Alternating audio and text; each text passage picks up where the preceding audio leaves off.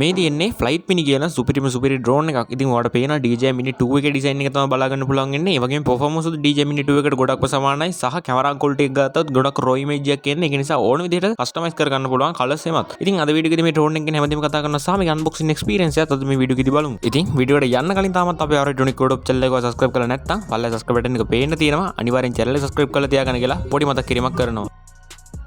ඉතින් ඩ්‍රෝන් එකේ බොක්ස් එක තමයි මේ විදිහට බලා ගන්න පුළුවන් වෙන්නේ. ගොඩක් අල්ට්‍රා ප්‍රීමියම් විදිහට මේ බොක්ස් එක නිර්මාණය කරලා තියෙනවා මේ කට්ටිය. ඒ වගේම හදලා තියෙන මැටීරියල් උනත් ගොඩක් හොඳ මැටීරියල් වලින් තමයි ඔයාලට මේ බොක්ස් එක නිර්මාණය කරලා තියෙන්නේ. ඉතින් මේ විදිහට අපි මේක උඩින් මෙහෙම පික් කරාට පස්සේ මේකෙන් ඇතුළට වඩා මෙහෙම ඩ්‍රෝන් එක ගන්න පුළුවන්. ඉතින් මේකේ තියෙන බොක්ස් එක සාමාන්‍යයෙන් අපේ L200 ඩ්‍රෝන් එකට වගේ එන බොක්ස් එකක් වගේ තමයි එන්නේ. උනාට ඒකට වඩා ගොඩක් වෙනස්. සයිස් එක ගත්තොත් ගොඩක් ලොකු ඩ්‍රෝන් එකක් මේක. ඉතින් ෆ්ලයිට් මිනි කියලා පල්ලෙන් ඔයාලට මේ විදිහට ලාංඡනය ගහලා තියෙනවා බලා ගන්න පුළුවන් හැකියාව තියෙනවා. සහ මේක හදලා තියෙන මැටීරියල් ඇත්තටම ගත්තොත් ගොඩක් හොඳ මැටීරියල් වලින් හදලා තියෙනවා.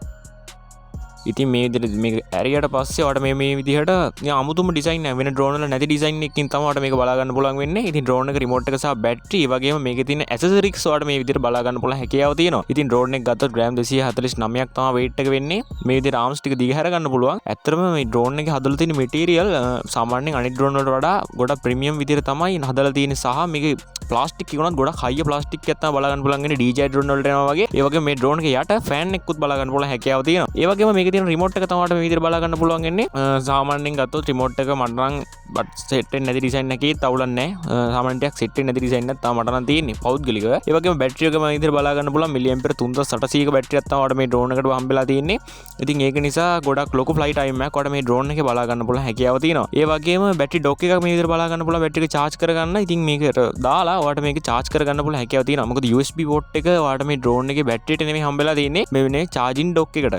ඉතින් මේකේ තියෙන paper works ටික මේ විදිහට බලා ගන්න පුළුවන්. අනිවාර්යෙන් මේ paper works කියවන්න මේ ඩ්‍රෝන් එක යවන්න කලින්. මොකද අනිත් ඩ්‍රෝන් වලට වඩා මේ ඩ්‍රෝන් එක ගොඩක් වෙනස්. ඒ වගේම ප්‍රොෆෙෂනල් මට්ටමක ඩ්‍රෝන් එකක් මේ ඩ්‍රෝන් එක. ඒක නිසා paper works ටික අනිවාර්යෙන් කියවන්න කියලා මතක් කරනවා. ඒ වගේම මේකට හම්බෙලා තියෙන extra propeller kit එකත් මේ විදිහට බලා ගන්න පුළුවන් හැකියාව තියෙනවා. සහ මේකට ඇවිල්ලා තියෙන අනිත් දේවලුත් ඒකේ ඒ පැක් එකේ වට බලා ගන්න පුළුවන් හැකියාව තියෙනවා. ඉතින් මේකට හම්බෙලා තියෙන කේබල් ටික. මොකද මේ ඩ්‍රෝන් එක Wi-Fi වලින් නෙවෙයි කනෙක්ට් වෙන්නේ. මේක කේබල් මගින් තමයි මේ ඩිරෙක්ට් කනෙක්ට් වෙන්නේ. ඒක නිසා ඩ්‍රෝන් එකේ කිසිම latency එකක් වට බලා ගන්න හම්බ වෙන්නේ නැහැ. ඔන්න දැන් අපි මේ ඩ්‍රෝන් එක ඔන් කරගෙන බලමු.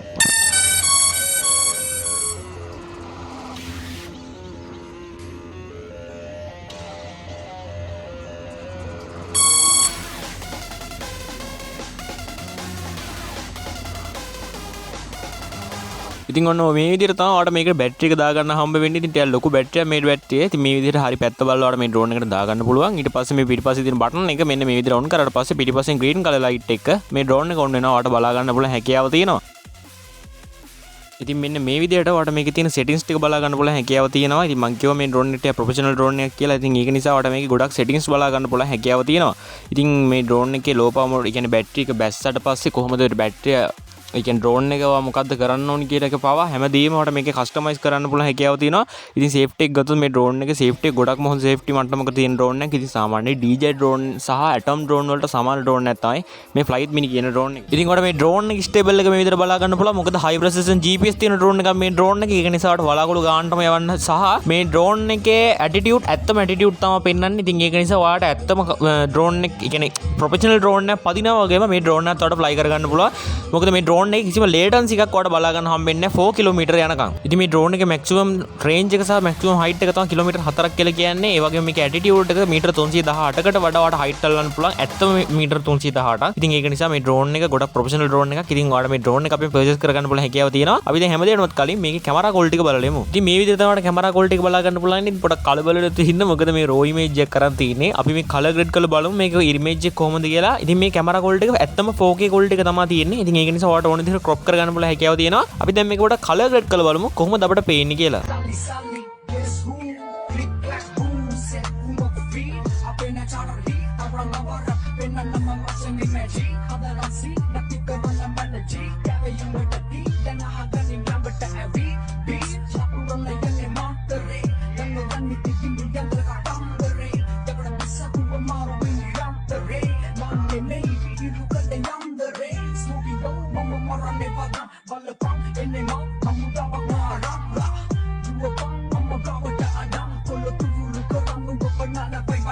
ඉතින් ඔන්න ඔය විදිහට තමයි අද අපේ රිවිව් එක ඉවර වෙන්නේ. ඉතින් මේ ඩ්‍රෝන් එක පර්චේස් කරනවා නම් බලලා ඩිස්ක්‍රිප්ෂන් ඒරියා එකේ දාලා තියෙන ලින්ක් වලින් ගිහිල්ලා හෝ බලලා ඩිස්ක්‍රිප්ෂන් ඒරියා එකේ තියෙන නම්බර්ස් වලට කතා කරලා ඔයාලට මේ ඩ්‍රෝන් එක අපෙන් පර්චේස් කරගන්න පුළුවන් හැකියාව තියෙනවා. ඉතින් ඔයාලට මේකේ මිල ගණන් සහ හැම දෙයක්ම අපෙන් කතා කරලා දැනගන්න පුළුවන් සහ ඔයාලට මේ වගේ ඩ්‍රෝන් විතරක් නෙවෙයි තවත් ගොඩක් ඩ්‍රෝන් අපෙන් මිලදී ගන්න පුළුවන් හැකියාව තියෙනවා. ඉතින් ලංකාවේ බෙස්ට්ම ප්‍රයිස් එකට ලංකාවෙන් ඩ්‍රෝන් එක පර්චේස් කරනවා නම් ඩ්‍රැගන් නෙස්ට් එකෙන් පර්චේස් කරගන්න හැකියාව තියෙනවා. ඉතින් අදට ගෙන වීඩියෝ එක මෙතනින් නවත්තනවා. වීඩියෝ එක ඉවරනකම් බලපු හැමෝටම සුබ දවසක්.